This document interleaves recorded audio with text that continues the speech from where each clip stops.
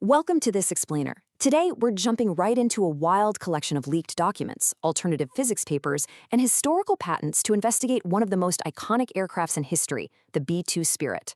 We're looking way past the usual stealth explanations to uncover the hardcore physics formulas that supposedly allow this bomber to literally manipulate the atmosphere itself.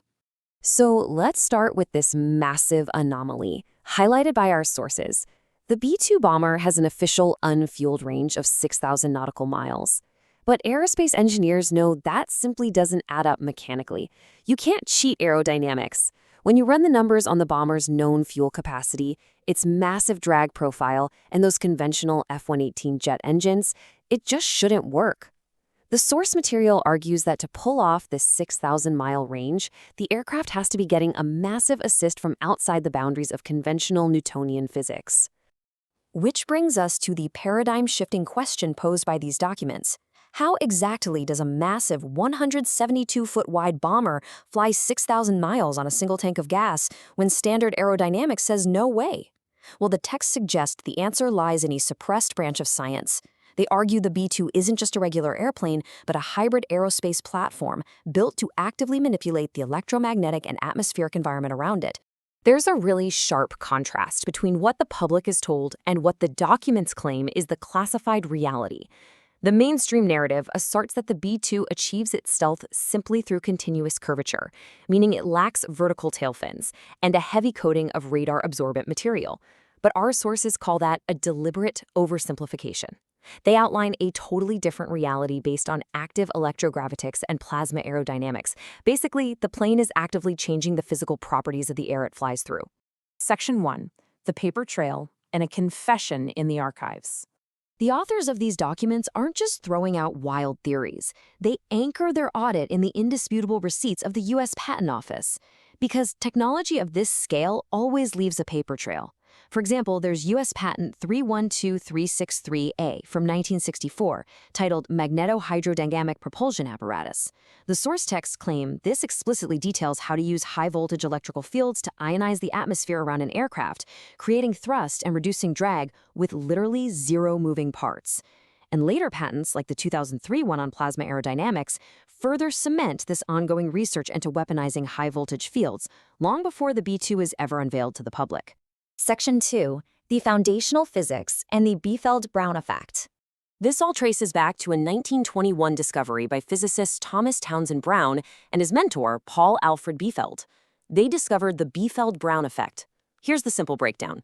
If you apply a massive, high-voltage direct current to an asymmetrical capacitor, imagine a shape with a sharp edge on one side and a wide edge on the other, it generates a net directional thrust pushing toward the positive pole. What makes this so rebellious against standard science is that this phenomenon creates thrust completely independently of the surrounding atmospheric fluid dynamics. It's not pushing against the air like a propeller, it's actually warping the local gravitational field. Let's quickly break down the highly analytical equation the sources provide for this. The thrust generated, F, is mathematically proportional to three things: the absolute permittivity of the dielectric medium, epsilon, the square of the applied electric field, E squared, and the plate area, A. So in plain English, the more voltage you pump in and the larger the surface area of your plates, the more massive the electrokinetic push. The documents assert that the Northrop Corporation actively weaponized this exact electrokinetic formula when they designed the bomber. Section 3. The Mechanism of Action and the Plasma Boundary Layer. So how does the B-2 actually apply this math in the sky?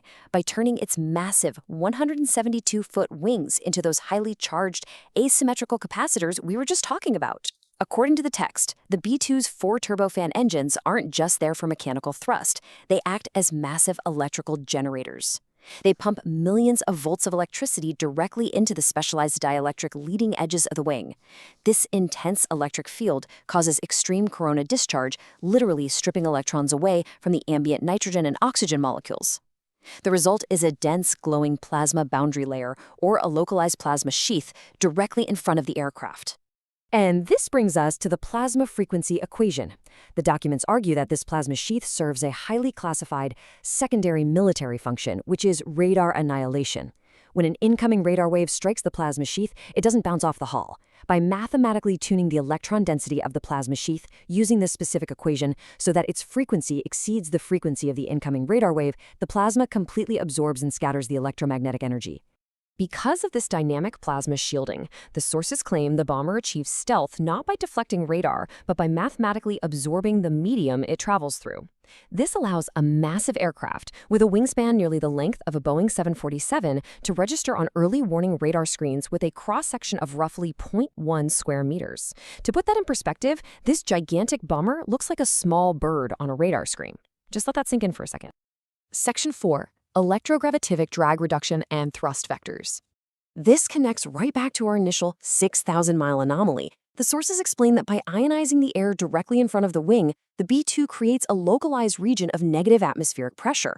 The craft is essentially flying into a partial vacuum of its own creation. It's like drafting behind a truck on the highway, except you are creating the slipstream yourself. This massively reduces aerodynamic drag. Simultaneously, the highly charged leading edge and the negatively charged trailing edge of the wing create a massive electrokinetic thrust vector. This electrostatic lift actively pulls the aircraft forward, artificially boosting its fuel efficiency far beyond mechanical limits. The documents break this process down step by step. First, extreme voltage ionizes the leading edge air. Second, the exhaust from the turbofan engines is actively cooled and mixed with chlorofluorocarbon derivatives to alter its dielectric constant, making it highly conductive. Third, this modified gas is routed over the negatively charged trailing edge of the wing. This acts as a conductive exhaust conduit that completes the entire electrokinetic circuit. The text asserts that this exact cycle is why the B-2 totally eliminates its visible heat plume and minimizes its infrared signature. Section 5. The Evolutionary Bridge to the Black Fleet. This brings us to the ultimate purpose of the B-2 program, at least according to the forensic audit provided in our sources. The text frames the B-2 Spirit not as a final product, but as a proof of concept. The documents are incredibly explicit here, stating, the B-2 is not the pinnacle of stealth. It is the missing link between human aviation and the extraterrestrial architecture of the Black Fleet.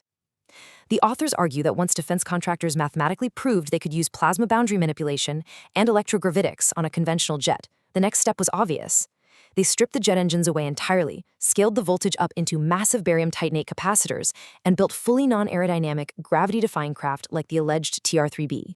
We've covered a tremendous amount of highly analytical, paradigm-shifting physics today directly from these leaked sources. So, we'll end with a final provocative question that the text leaves us with. If the B-2 Spirit was merely a 1980s transitional bridge, a basic proof of concept for manipulating plasma and gravity, what fully non-Newtonian, gigawatt-powered physics are operating in our skies today?